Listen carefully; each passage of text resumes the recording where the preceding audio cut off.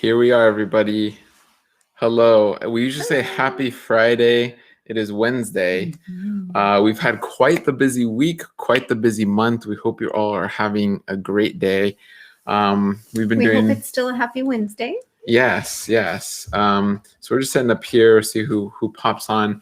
For those of you that don't know, my name is James Marin, integrative registered dietitian, environmental nutritionist. I'm Dahlia Marin, a registered dietitian nutritionist. We are the co-founders of Married to Health, an integrative medical nutrition therapy, registered dietitian practice, and we specialize in all things gut health. And our mission, our goal, what we value the most is helping you and those you love the most tolerate more plant foods. The goal is to incorporate more plant foods. Everyone is like-minded in that. And I've had so many patients come to me and they say, I have the intention of eating the plant foods. I want to eat the plant foods. Plant foods don't want me to eat them. And that can certainly be an issue in the cases of SIBO and IBS. So we like to help you guys understand, and we like to discuss all the nuances that can pop up with SIBO and IBS. We encourage you to go back, rewatch our last lives. We've recorded several of them on why SIBO might occur, what can be some precursors for SIBO occurring, who should be on your care team for SIBO, what some possible SIBO treatments might be. And today we are talking all about one really important facet of SIBO and IBS, or SIBO is known as small intestinal bacterial overgrowth. It can also just be intestinal microbial overgrowth. It might not be bacterial in nature, but one important facet of that is movement and motility of the gut. And not just a facet of SIBO IBS, but a facet of your health in general. So this is really all of these topics apply.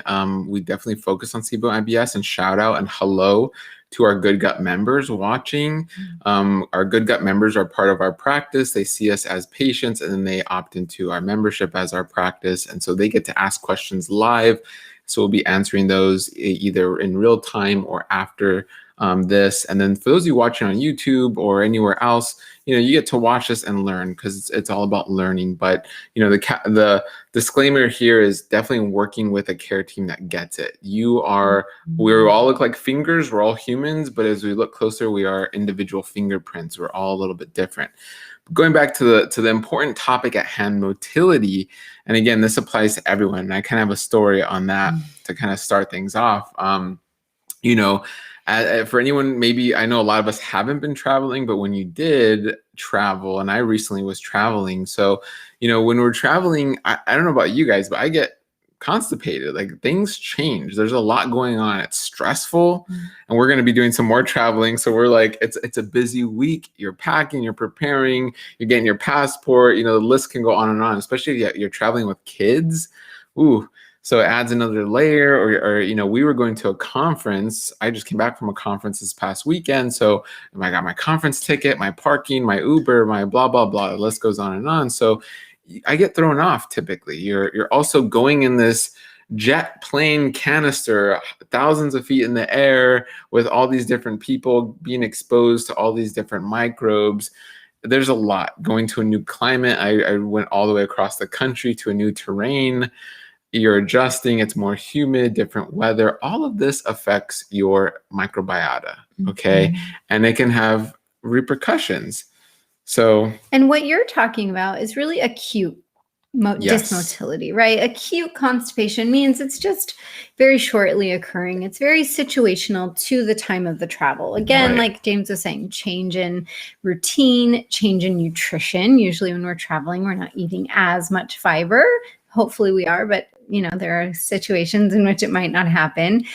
Change in elevation, change in circadian rhythm, and sleep routine can certainly affect motility. Time change. Yes. So these are things to consider for acute dysmotility. So you might say, that's why I'm off when I go on vacation. I don't have my squatty potty with me, all those other things. What we're going to be talking about today is chronic dysmotility. So chronic lack of movement of a substrate through the intestines of that food, of different things, and how that can be affecting those with intestinal microbial overgrowth and SIBO. Yes. And I want to add, to the story that I wanted to finish is I didn't get constipated. I feel like I really didn't get that change because I really, really prepared. I was eating lots of fiber. I packed a lot of high fiber snacks.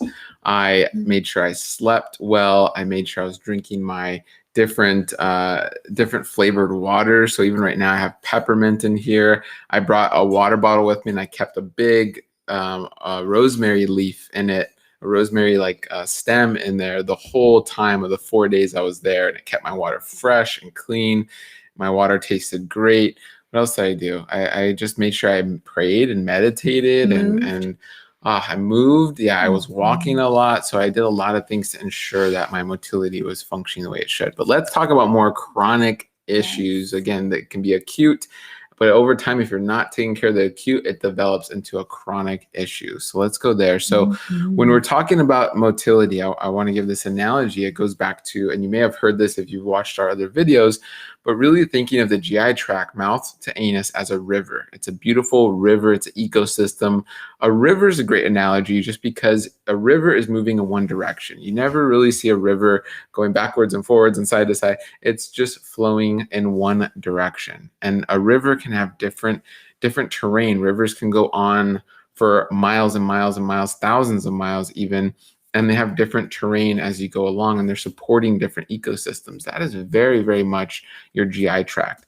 And our GI tract, like a river, is flowing, and it needs that flow to stay alive. It needs that flow to give nutrients and vitality and just give you that diversity in microorganisms when we're talking about the gut, but just macroorganisms, right? Like deer and fish and you name it, to the ecosystem it's in and thriving in. So very, very similar. So in that, what happens when you stop the flow of a river? Things back up, right? Things start to flood. You can think of like a dam, and that can demolish ecosystems. It could drastically change ecosystems. So it's very similar to our GI tract. When it gets backed up, when it's not flowing like it should, your ecosystem, your inner ecosystem completely changes. And in our case, for humans, it's usually not good. So a host of symptoms start to occur. You can start to have, obviously, constipation. You can start to have even reflux. You can start to have severe stomach pain and distension, gas, right? So a number of symptoms start to occur when you are blocking your river. So I hope that analogy makes sense. I hope that is a kind of a case for motility. In the event, another way it's very similar is that a river is dependent on the elements and the environment as a whole. So for example, if it doesn't snow enough, you're not going to get a very strong river coming down the mountain. And so it's very, very cool because that is thinking like at the top. I always think of like our head and our brain as the top of our mountain. And so our river is dependent on neurotransmitters. So it's this constant communication of neurotransmitters from gut to our brain and back and forth and so on at lightning speeds at all nanoseconds throughout the day. A river in the natural ecosystem is very similar. It's dependent on that mountain to supply that water and keep that river flowing and feed the rest of that ecosystem. So these neurotransmitters are key. And we see a host of other symptoms correlate and complement motility issues. So whether that's depression, anxiety, and a host of other mental health disorders can connect to that. So hope that paints the picture. That analogy hopefully makes sense for many, and it is very, very important. It is. And that's a great analogy. And that segues really well into what might be affecting your motility. If you do feel like your particular motility is affected, that can be sometimes hard to tell, right? What are some symptoms that you might feel if your motility is slowed down? And again, motility is movement of substances through your gastrointestinal tract, through your digestive system. So some symptoms of these things can be lots of what goes on with SIBO and intestinal microbial overgrowth, gas, bloating, constipation, difficulty with defecation. You might be experiencing reflux or recurrent belching. You might be having chest pain, and you might have even seen a cardiologist and they ruled out any cardiovascular involvement. It could very likely be a motility issue. So these are all likely symptoms of lack of movement through the GI tract. When you are very backed up, when things are not moving through, you might also have nausea.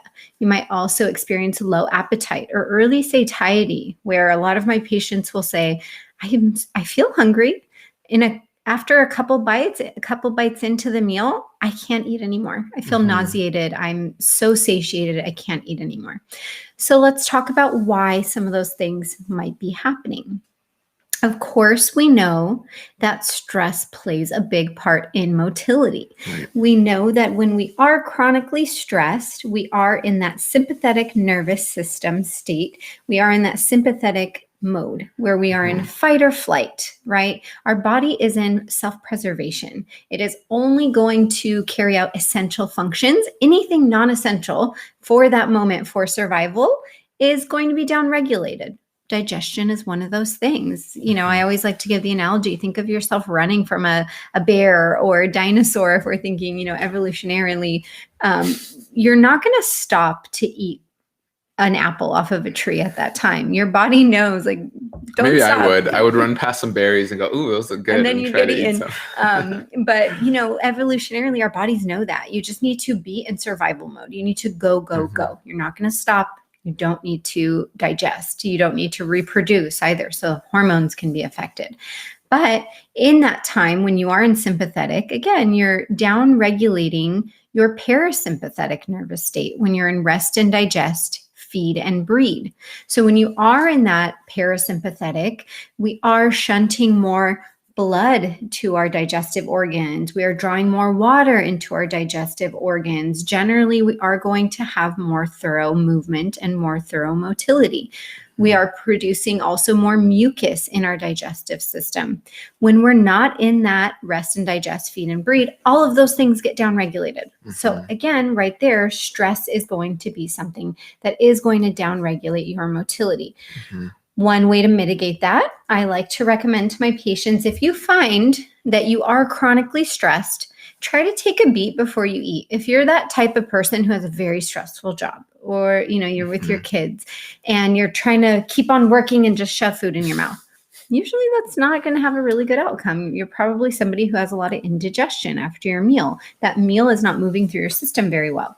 So rather than continuing that stress cycle and eating while you're still in that stress cycle, take a beat, take a moment if you can, take a couple minutes away, or, if you're a mom while the kids are playing perhaps, or encouraging your children and creating that conducive environment where everyone gets to have a relaxing meal.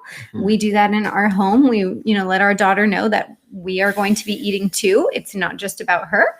I always say before I sit down, does anyone need anything else? Because once I sit down, I'm not getting up, because I deserve also to have that restful digestive meal. So trying to take that time, trying to calm your nervous system down, let it know that it's in parasympathetic rest and digest, feed and breed. If food is a trigger, I hear this commonly amongst my patients. They've dealt with so many food issues. They've really overanalyzed the things that they're eating, and it can be easy to do because food is the one thing that we control.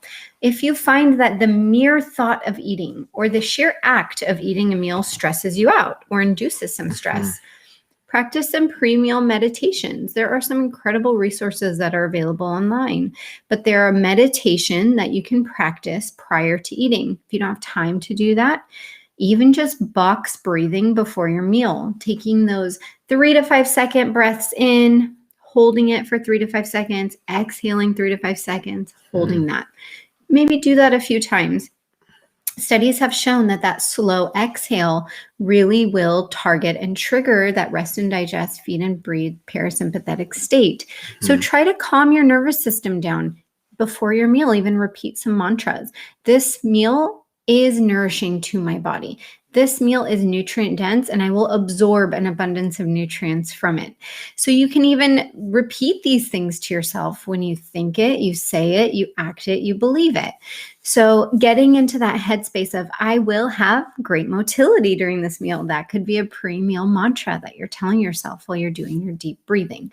So getting yourself out of that stress state is going to be something that's so, so important. I think stress can really exacerbate GI symptoms. I oftentimes find that patients will go through tons of diagnostic tests, and sure, they might unearth certain things, but a lot of my patients, a high prevalence and a high percentage of them will say, I've identified that stress is a big trigger for my IBS, my SIBO, my emo symptoms. Mhm. If you're that person, maybe some of those strategies will help you. That is so great. I mean, I think Delia really hit on the emotional aspect of this, right? Like these emotions and what you're feeling and what you're thinking, and that speaks to that emotional mental health aspect of it. I think that was really great. And even long ago, before we were in our private practice space, and we did have coworkers and in other areas we were in, what did we see? Hold up your phone or your device, and you're in the lunchroom or you're eating and you're looking at your device and you're watching screens. Or you're watching TV at home, or you're in the break room, the TV's just on, it's blaring the news, which is all this stressful information going on. So that matters, guys. Like little things that we do. Again, if you pray or you don't pray, whatever works for you, we like to pray. And I love to always say, and Delia knows this, before we eat, take away all impurities of this food. I speak to that food. I say, this food is clean, it's nourishing, it's going to make us healthy and strong. And it is that. I mean, you are speaking that energy. You are manifesting that food. And it may sound, I know it can sound silly to maybe some people, but honestly, you just have to go back to junior high science, maybe even elementary science, and realize, what is one of the smallest building blocks? We're talking about atoms, right? Atoms are energy. They are electrons, negative energy. They are neutrons, neutral energy, and positrons, positive energy. And that makes up the nucleus and the electrons circling that nucleus. We are all energy. Your food is energy. Your food literally came from water, light, and air energy. It's carbon. We are carbon. So there is that connection 100%. And science is catching up with that and showing that. So those are just amazing things you can do. And that's just one of the root causes for low motility. We know that there are so many other things. Another kind of, I don't want to call it low-hanging fruit, because these things can be really recurrent, very almost trauma-induced things that you might be going through. But another one that I always want to touch on is nutrient deficiencies. We know that having very limited diets can induce nutrient deficiencies. Certain nutrients are extremely important for motility. We have different nutrients and we have different neurotransmitters which are involved in that motility. What are some of those nutrients that might be involved? You might be seeing the involvement of B vitamins. We have seen that deficiency of B1, or some forms of B1 are benfotiamine, B5, B6, B12 can reduce motility. So perhaps you might be somebody who needs thiamine supplementation, one of those B vitamin supplementation. And if you do have or have had chronic or ongoing SIBO or intestinal microbial overgrowth, we know it's a vicious cycle, because those microbes that are overabundant, overgrowing in your stomach might prevent absorption of those B vitamins. So at times, if you feel like I want to acquire all of this just from my food, it might not be possible. You might need a high dose supplement to kind of flood your system with some of these nutrients. So B vitamins are one of them. I want to add to that, polypharmacy. So polypharmacy is being on multiple medications. We know there are multiple medications that can disrupt your nutrient absorption, specifically B vitamins, like Dahlia is mentioning. One is PPI, proton pump inhibitors, will disrupt your B12, especially absorption. So that is huge. And many of you watching are on multiple medications, maybe including a PPI. Or supplements.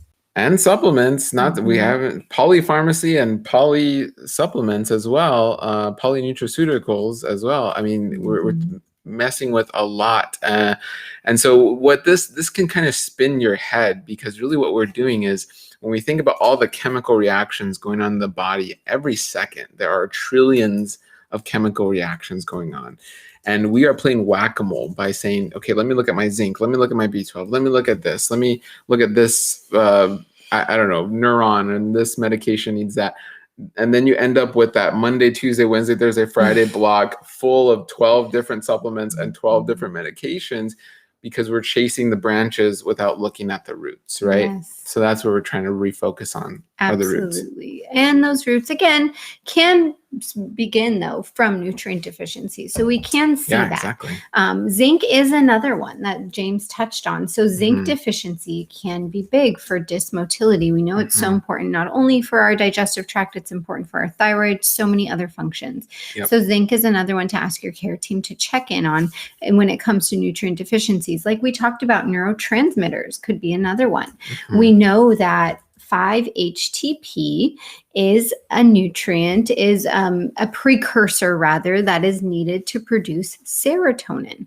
And various nutrients go into making sufficient 5-HTP. But serotonin is a popular neurotransmitter, right? It's one that we commonly hear about. Serotonin helps kind of calm our nerves. So when you are feeling anxious, when you're unable to sleep, usually those with insomnia, they have lower levels of serotonin. We know serotonin is so important for gut health because serotonin is a pro-motility agent. It helps with motility. So ensuring that you have all the nutrients needed to produce sufficient 5-HTP. Some of my patients might supplement with 5-HTP if they feel like that is an ongoing thing that they are low in. And again, like we said, this can sometimes be kind of chasing your tail, because about 70% of our serotonin is actually synthesized in our intestines. But if you have intestinal damage, because of recurrent or ongoing SIBO or EMO, you might not be making enough serotonin. So something to consider, especially if you're somebody who not only has lots of bloating, gas, constipation, dysmotility, but you also have insomnia and sleep issues. Looking into serotonin is something that might be important. We know also sleep issues go hand in hand because serotonin is needed to make melatonin. So ensuring that you're kind of checking these things off, ruling out these root causes. One might speak to you, one might not, but they are important things to be looking into. So these nutrient deficiencies, we talked about stress, we talked about neurotransmitters, and we talked about polypharmacy. So those are some of the initial ones.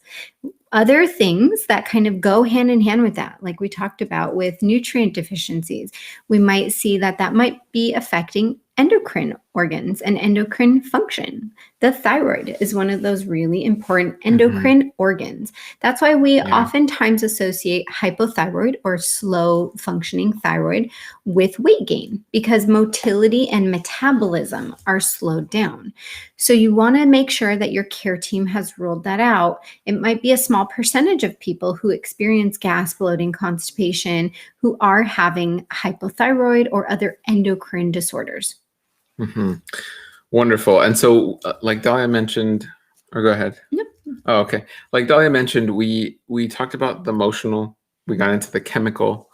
And so with that chemical, it's important that we realize whole food. And that's why we really talk about whole food nutrition, because the chemical, we're not just here to say, okay, you're having XYZ symptoms. Here are the chemicals, whether it's coming from a supplement or food, that are going to help you. It's more of, no, well, why did this happen? Let's restructure your microbiota. Let's restructure the lumen of your gut and make it less leaky.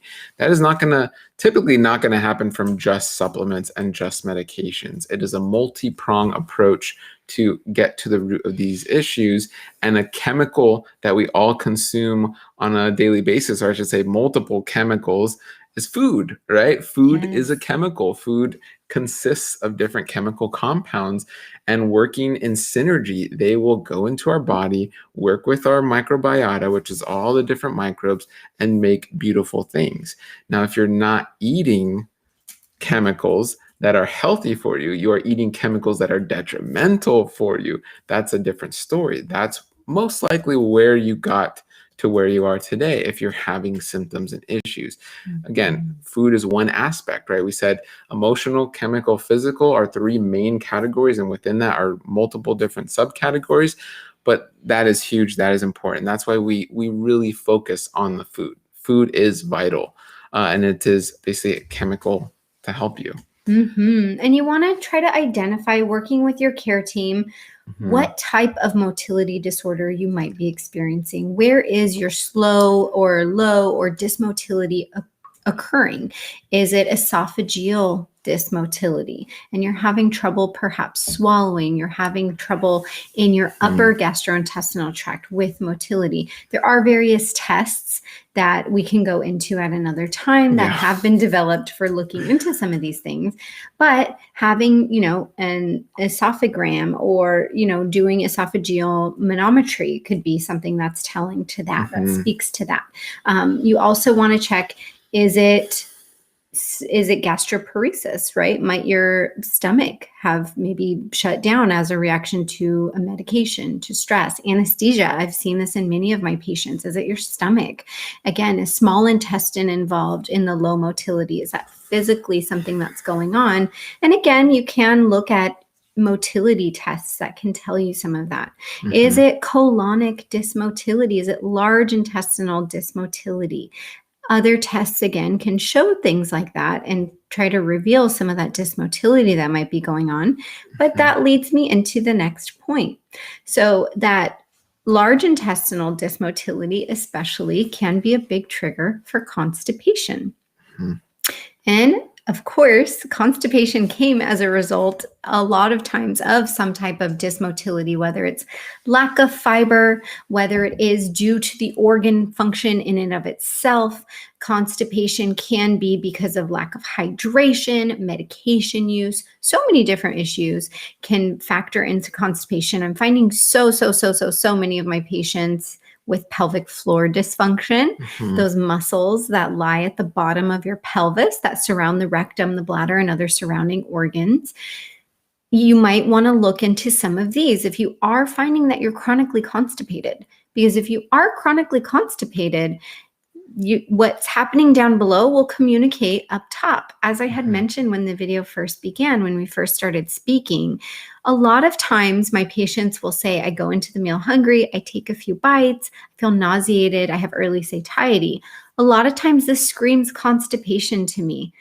Our colon is very communicative with the rest of our GI tract. If our colon is full and it's backed up with stool and you're trying to eat more and put more substrate in and more for it to have to process and push out, even though it's struggling to do so, it's going to send those signals. So we have something called our gastrocolic reflex. That is the action, that almost spasm that occurs that helps us push out that stool, that bowel movement, and really go through with that bowel movement. That's strongest in the morning, which is why most of us, right, upon waking, we're like, oh, time to go. Got to go to the restroom. That gastrocolic reflex is strong. It communicates with the rest of our gastrointestinal tract. So again, if things are full and you can't pass the stool, your body recognizes it can't engage in that gastrocolic reflex. It's going to then send signals up above and say, nope, abort. If you're trying to eat anything new, no, feel nauseated, try to get it out. Don't put anything else back in. So constipation can be a huge trigger in and of itself.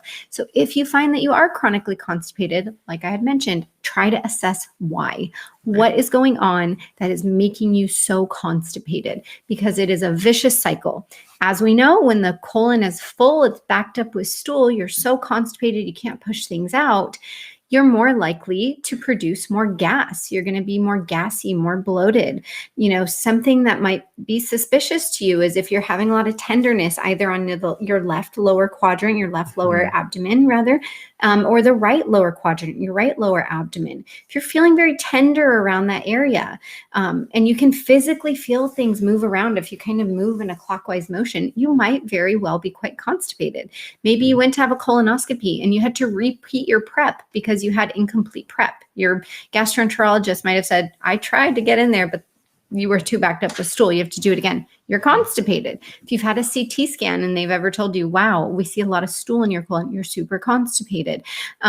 So again, you might even say, I'm not constipated. I poop every day. I have bowel movement every day. You still can be constipated. Mhm. You even can have diarrhea if you're constipated. You might be having so much backup. Your colon fills so much with stool. You can't take it anymore. And it draws a bunch of water in and it just explodes. In a sense, you explode with that Yeah. diarrheal effect. And we are talking about your colon can hold quite a bit of stool. You'd be surprised. And there's that fecal impaction that can occur and where there's a lot of feces in there. And that's where you kind of get into the realm of like you hear some of these influencers or commercials or, someone trying to market to you like, I lost 40 pounds of weight after I did this, whatever, detox or colonic or something. I mean, that's where they're kind of twisting the truth, where your colon can hold quite a bit of weight in there. But whether you want to do that detox, that's a whole nother topic to discuss, which overall, no, you don't. You want it to occur naturally. And that is one of our most important detoxes that we should be engaging in. My goal for my patients is every single day. You should be pooping every single day, ideally, and cleaning out anything left in your colon every single day. If you're that person who says, yeah, I go, but it's rabbit pellets, you're constipated. If you're the person who says, I go, but I can tell there's more stool there, but I can't get it out, you're constipated. Again, you might still be someone who even has diarrhea or daily bowel movement, but if you're feeling those things, you're probably pretty constipated. So trying to get ahead of that constipation is important, especially in SIBO or EMO. When you are chronically constipated and things are really backed up, guess what? You're going to be more gassy. Those colonic microbes, those large intestinal microbes are like, hey, this is old news. This stuff has been in here. I'm over this stuff. Let me venture up, move into your small intestine. Let me start fermenting some of that new, fresh stuff. And it's kind of a vicious cycle. So you want to try to see how can you get your bowels moving. If you are somebody with dysmotility, you might have some type of neurodegenerative disease, Alzheimer's.